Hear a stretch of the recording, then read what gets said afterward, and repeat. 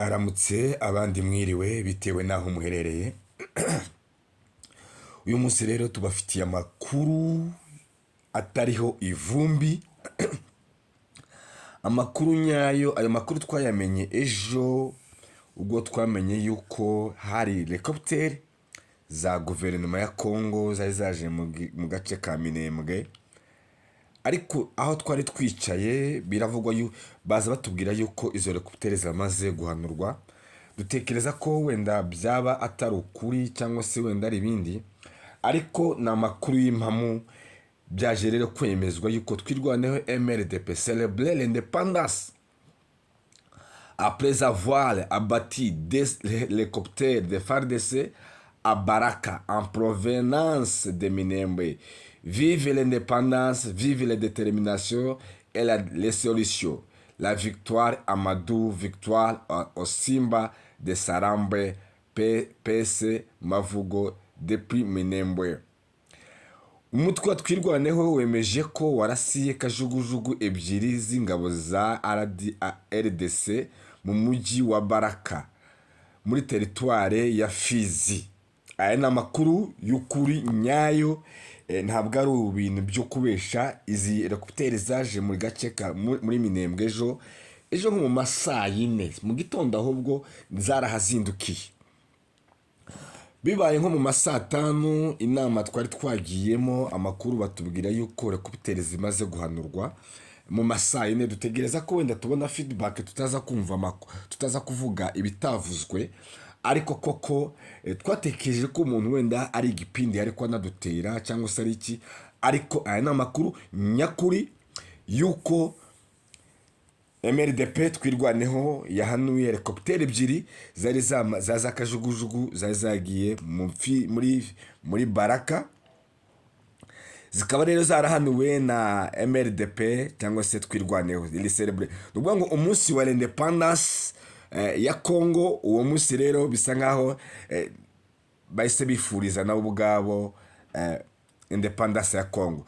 Tuza kugaruka ku ijambo ry'umuntu ukomeye cyane hano, tuzabona no kugira ngo tuze kurigarukaho, twongere kugaruka ku ijambo rya uwo bita Patrice Lumumba. Reka twumve amagambo y'uwese davuze wenda kugira ngo bigende neza, kuko ni ijambo rikomeye. Lumumba dictateur, Lumumba communiste, Lumumba Moscou et tant d'autres.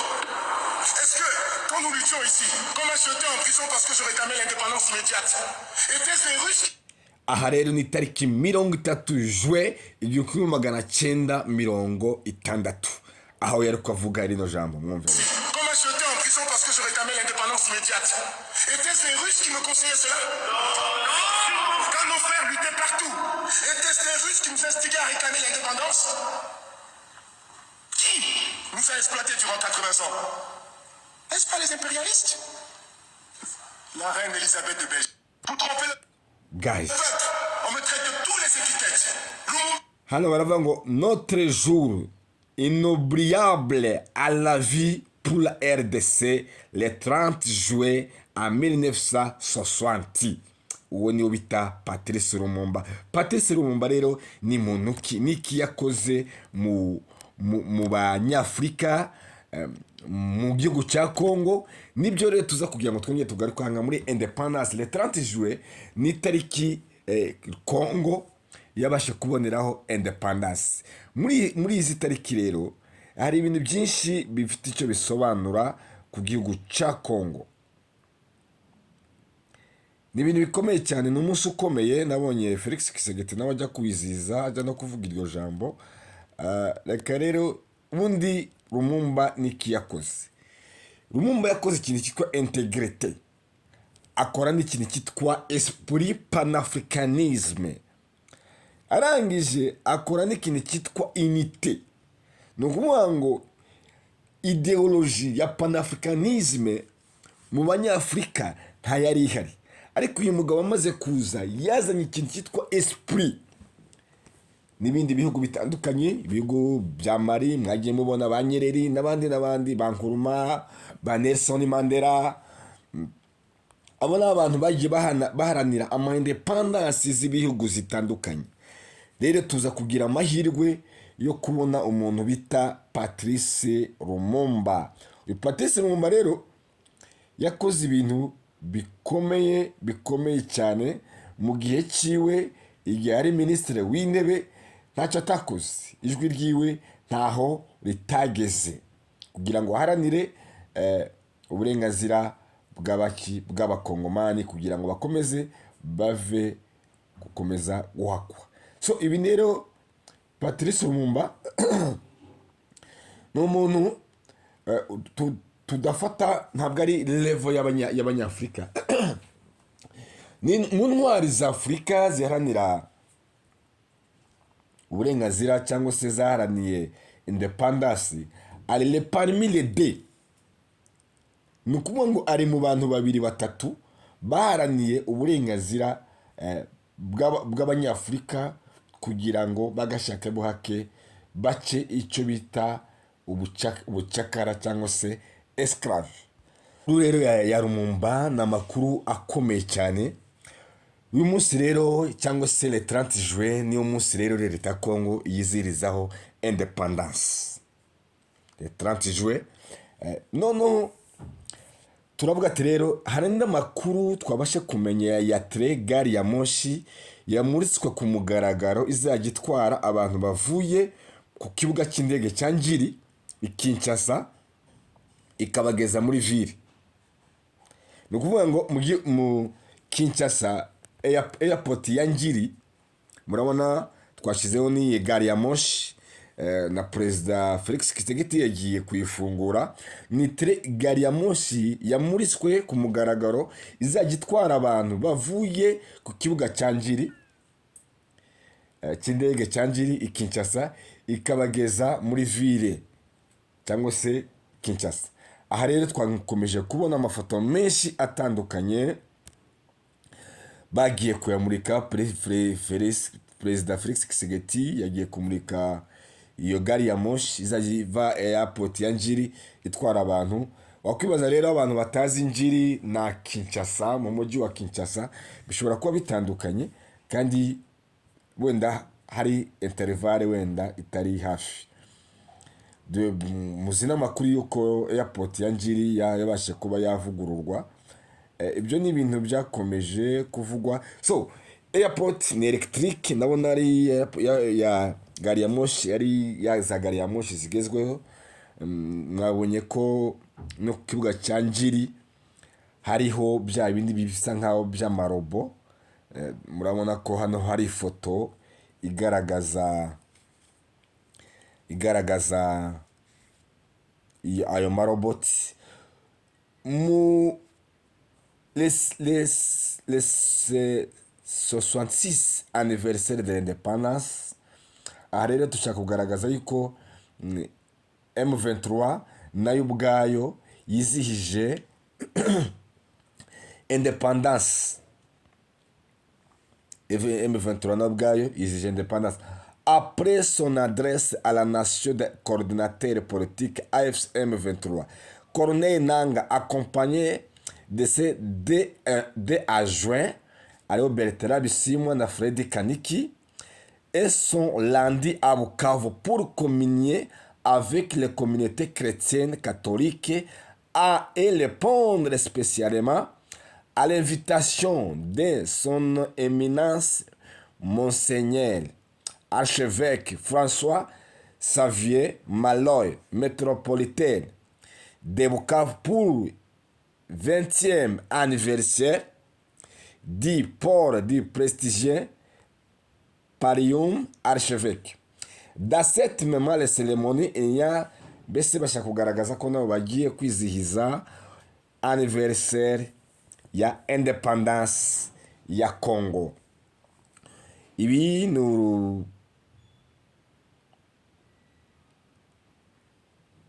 ni ibintu byagiye bikomeza gutangazwa mu minembwe. Rero akaba rero habaye n'imyigaragambyo yo kwamagana ubwicanyi bukorerwa abanyamurenge. Drone za buri munsi ziba ziza za FARDC nabo bafatikanyije. Umva rero twumvira ino jambo of United Nations. Mr. Secretary General of United nations. We are here as the Wanyamulenge community, turi abanyamurenge living ka in community land high of Minembwe. batuye mu Minembwe. Today, 30th June 2026, we are here with deep regret to announce the genocide going on against Wanyamulenge community. Aha aravuga ko jenoside iri gukorerwa abanyamurenge community. Indeed, the innocent civilian population Bavuga yuko is baraswa kuri facing kuba civile continuous cyangwa se abaturage deterioration in the security and humanitarian situation following a genocide and morphological war imposed on it. aha ngaha barashaka kugaragaza ko ari jenoside igaragaza ikintu cyitwa morphologiquement cyangwa se amasura bagendeye jenoside igendeye ku masura cyangwa se ku bwoko runaka by the Kinshasa government and Burundi. aha rero ari gushinja leta ya Kinshasa n'abarundi Since 2017 until today, bagaragaza yuko iyo ntambara guhera 2017 kugeza iyi saha our community have never have a peace. ati community yacu y'abanyamurenge nta munsi n'umwe yigeze igira amahoro. There is a total isolation of all society and the locality of Minembwe. We are facing air attack with a different kind of drones, helicopter and Sukhoi. Ati hano batwataka bakoresheje uburyo butandukanye, hari amadrone, hari amasikoi, hari amahelikopteri. Ati ibyo byose babikora kugira ngo baze batake abaturage ba Minembwe. Helicopter and Sukhoi. They are attacking our schools, our hospital. Ati bataka ibigo by'amashuri, ibitaro, residential house. Ati ibikorwa remezo. Actually, they have never stopped killing and attacking our community. Ati ntago bigeze bareka, ati especially ntago bigeze bareka kwataka abaturage bacu ba Minembwe. This extermination of Wanyamulenge Tutsi community, they are here today to ask you, Mr. General Secretary, for protection. This community, they are here today asking you to help them. Ati bano baturage bari kubwira secretary nimba ari wa MONUSCO cyangwa se ndabona ari kuvuga secretary. Ati rero bano baturage bari imbere yanyu baje kubabwira, baje kugira ngo mubafashe, baje kubafasha, help mubafashe, barifuza amahoro, providing any kind of living. We need justice. We need also to live the kind of life other Congolese they are living. Ati turifuza ubutabera, turifuza kubaho nk'abandi baturage b'abakongomani uko babayeho. Natwe rero abanyamurenge turifuza ko tubaho nk'uko abandi societe z'abakongomani zose zibayeho cyangwa se community z'andi moko y'abakongomani. Mr. General Secretary, turi hano kuri uyu munsi deeply announce and ask for not silent today, and we wanted to remind you with different nations that today is not the day of being silent of what is going on in Minembwe.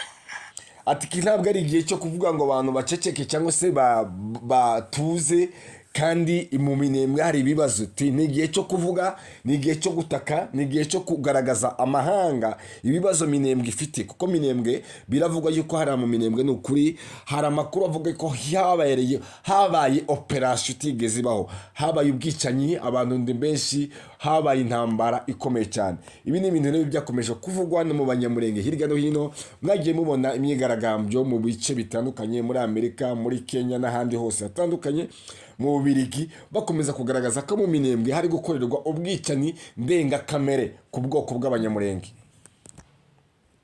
The silence should be stopped, and Mr. General Secretary, this issue and the problem Wanyamulenge they are facing should be addressed as it is. Today, we are here crying to you and asking, as we, community of Wanyamulenge also, we need a right to live. We should live, and we need to live. No one has a right to take away of our life. Thank you, Mr. Secretary. Aha rero yarashaka kugaragaza ati rero ati nta muntu n'umwe ugomba kubutsa ubundi butaka cyangwa se kubuza uburenganzira bwo kubaho.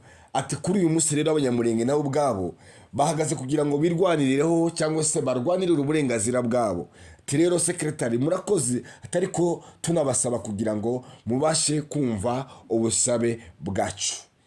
Irero n'imyegaragambyo yabereye mu minembwe, aho aba community y'abanyamurenge yagaragaje ibyo bari gukorerwa hirya no hino, bakomeje gukorerwa na leta ya Kinshasa na leta y'u Burundi. Cher honorable député, je prends la parole aujourd'hui devant vous parce que c'est de mon devoir de vous informer sur ce qui se passe aujourd'hui dans notre pays. En aucun cas, je n'ai été contre... Aha rero ni la discours de l'homme de l'indépendance Patrice Emery Lumumba. Urumva rero yarashaka kugaragaza ibibazo Kongo yari ifite icyo gihe, bashaka kugaragaza ati Kasavubu n'ibikini biti. De plus, si celui-ci est aujourd'hui chef de l'État, c'est grâce à moi, Lumumba. Aha rero murabyumva, Lumumba iyi nkuru yikoze kubera Lumumba. Uyu Lumumba atandukanye n'abandi bantu bose bagiye bayobora Kongo kuko yari afite esprit idéologique iri high level. Certains députés, même de l'opposition, n'étaient pas d'accord parce qu'il serait un séparatiste, disait-il. Abumva igifaransa murabyumva. Le voilà aujourd'hui.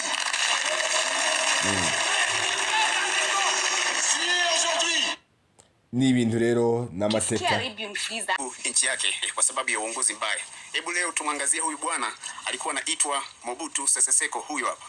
Huyu bwana aliongoza Kongo kwa miaka 32 tangu mwaka 1965 mpaka 1997 kwa Mobutu Sese Seko. Nafikiri hili jina utakuwa unalisikia, wale wazee wa zamani. Ukiona ile mikato pale Kongo jinsi wanavyovaa, utaratibu wa kuvaa, huyu mwamba ndo alikuwa mwenyewe. Kwa fashion, alikuwa hajambo. Wakongo wanapenda kuvaa. Huo ni utamaduni ambao aliwaachia mpaka leo hii wanaendelea. Unaona eh? Sasa huyu bwana Mobutu Sese Seko alitawala pale Kongo kwa miaka 32 tangu mwaka 1965 mpaka 1997. Alikuwa na msemo wake maarufu ambao ulikuwa unaitwa baada ya Mungu anafuata yeye. Yeye alikuwa anaita baada ya Mungu mimi, baada ya Mungu anafuata yeye. Kwa nini? Kwa ukubwa. Alikuwa anasema Kongo huwezi kufanya kitu chochote bila yeye. Yaani kila mtu, huyu bwana Mobutu Sese Seko. Sasa kwenye utawala wake aliharibu nchi kufuatana na vitu kadhaa alivyovianzisha na alivyokuwa anavifanya.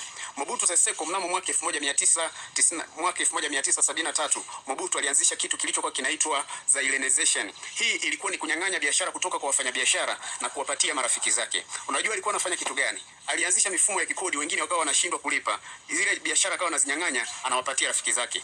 Waliojaribu kukaza, alitumia nguvu, wengine hadi kuwaua. Akanyang'anya hizo biashara, akawapatia rafiki zake. Mwisho wa siku wale watu walikuwa hawana ujuzi wa hizo biashara, zile biashara zikawa zimekufa, Kongo au Zaire ikadondoka kwenye uchumi kipindi hicho. Mpaka leo Kongo wanahangaika na kitu kinachoitwa tabaka la biashara. Hicho nitakuja kuelezea siku nyingine. Sababu ya pili iliyoiangusha Kongo ni kiongozi huyu bwana Mobutu kuingilia mifumo mbalimbali ya serikali. Kuipanga serikali alivyokuwa anataka yeye ili wasiweze kumwajibisha fanya mambo yake alivyokuwa anataka. Aliingilia jeshi, aliingilia mahakama, aliharibu mfumo wa elimu. Alikuwa naamini kwenye kuendesha watu mambumbumbu kwa sababu watu wakisoma watakuja kumpindua. Kiujumla aliisahau nchi yake. Bwana Mobutu alilivunja jeshi. jeshi lililokuwa linaitwa FNZ, pamoja na kuwa alilitoa hilo jeshi kutoka kwenye ANC.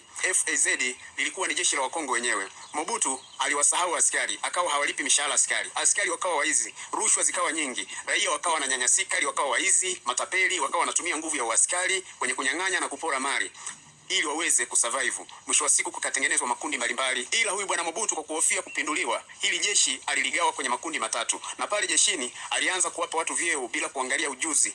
Kuna majenerali sijui makomredia aliwapa.